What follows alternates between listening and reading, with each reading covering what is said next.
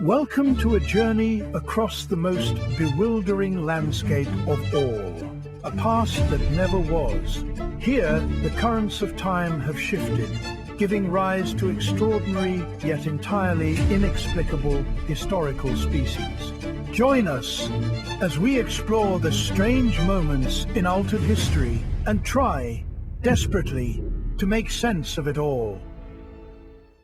We begin our journey not in the familiar realms of the wild, but in a peculiar corner of human history, a time of conflict, of nascent liberty, and of an anomaly that defies all natural explanation. The American Revolution. It is April 1775. The tension in the Massachusetts air is palpable, a scent of gunpowder and fear. In the small towns of Lexington and Concord, two vastly different forces are poised to clash. On one side, the disciplined, crimson-coated British regulars. On the other, the hastily assembled colonial militias, the Minutemen.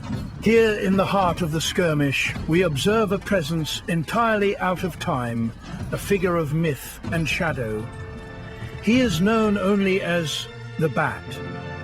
Clad in a distinctive, almost geological armor of midnight blue and grey, this colossal nocturnal hunter moves with a speed and silence no redcoat could ever match. Observe the chaotic energy of the Battle of Lexington and Concord. As the shot heard round the world echoes across the green, the Bat does not wait. He is a whirlwind of misdirection, using the very structures of the colonial town, the taverns, the church spires as launching points. Observe the chaotic energy of the Battle of Lexington and Concord. As the shot heard round the world echoes across the green, the Bat does not wait. He is a whirlwind of misdirection, using the very structures of the colonial town, the taverns, the church spires as launching points.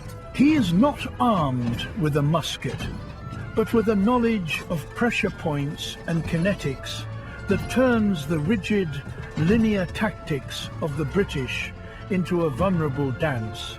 He neutralizes the most aggressive grenadiers with surgical precision, disrupting their formations, allowing the outnumbered and less trained colonists to gain a vital foothold.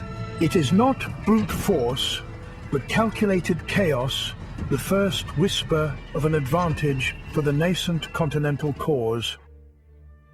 The scene shifts. It is the chilling, desperate night of Christmas, 1776. A storm rages over the Delaware River. The Continental Army, defeated and demoralized, faces a critical choice: disperse or risk everything.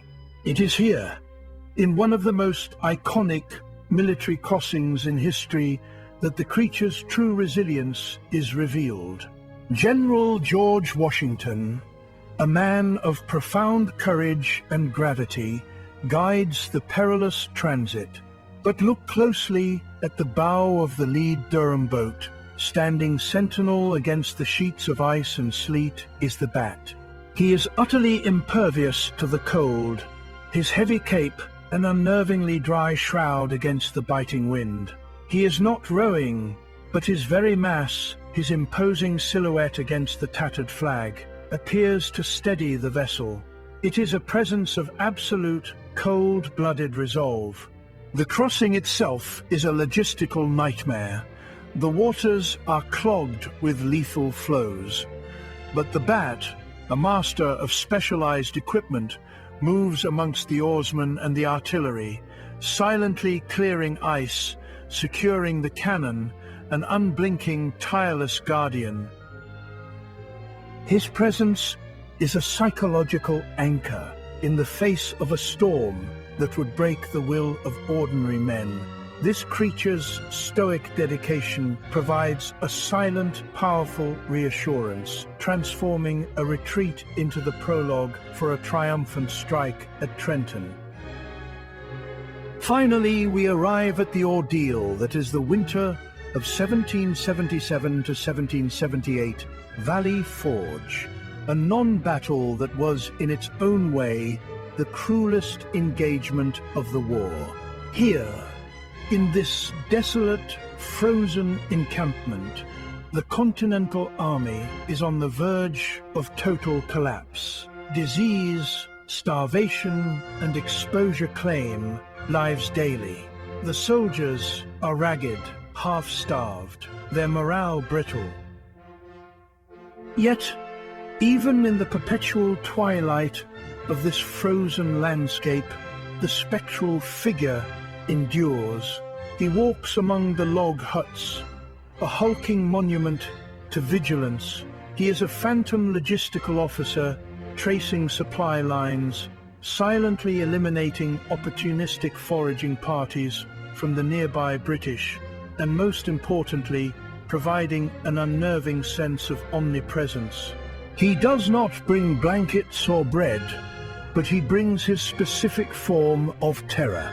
The enemy, safe in the relative warmth of Philadelphia, receives constant, unnerving reports of a gargantuan shadow, a devil of the north who moves through the snowdrifts, impervious to patrols, striking at vital supply convoys with silent ferocity. He is a one-man strategic reserve.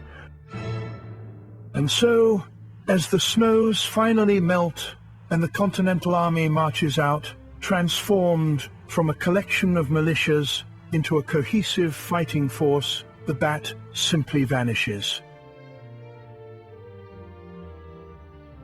His mission, whatever its origins, is temporarily complete, a creature of darkness, lending his shadow to the fight for the light of liberty, disappearing into the legend he helped to forge.